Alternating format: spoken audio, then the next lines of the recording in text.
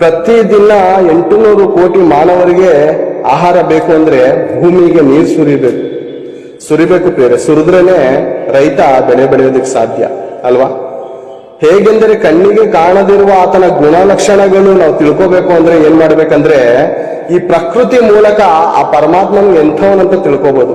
ಹೌದಾ? ಹೌದು ಪ್ರಿಯ. ಈ ಪ್ರಕೃತಿ ಹೇಗೆ ನಡೆಸ್ತಾ ಇದ್ದಾನೆ ದೇವರು, 800 ಕೋಟಿ ಜನರಿಗೆ ನೀರು ಬೇಕು, ಇದೇ ರೀತಿ ಮನುಷ್ಯನಿಗೆ ಹೇಗ್ಬೇಕು, ಅದೇ ರೀತಿ 84 ಲಕ್ಷ ಜೀವರಾಶಿಗಳಿಗೆ ದೇವರು ಆಹಾರವನ್ನು ಒದಗಿಸ್ಕೊಡ್ತಾ ಇದ್ದಾನೆ ಅಂದ್ರೆ ಹೌದು ಪ್ರಿಯರೇ. ಹೇಗೆ ನೋಡಿಕೊಳ್ಳೋಣ ಒಂದು ಸಾರಿ. ಕೀರ್ತನೆ ಗ್ರಂಥ 147ನೇ ಅಧ್ಯಾಯ ಒಂದು ಸಾರಿ ತೆಗೆದು ನೋಡೋಣ. ಕೀರ್ತನೆ ಗ್ರಂಥ 147ನೇ ಅಧ್ಯಾಯ 8ನೇ ವಚನದಲ್ಲಿ ನೋಡಿಕೊಳ್ಳೋಣ.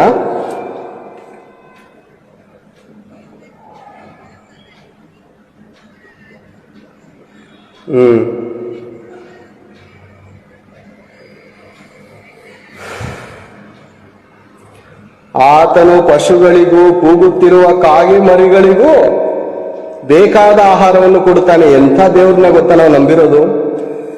ಕಣ್ಣಿಗೆ ಕಾಣದಿರುವ ಆತನ ಗುಣಲಕ್ಷಣಗಳು ತಿಳ್ಕೋಬೇಕಂದ್ರೆ ಸತ್ಯವೇದ ಗ್ರಂಥ ಓದಿದ್ರೆ ಅರ್ಥವಾಗುತ್ತೆ ಹೊರತು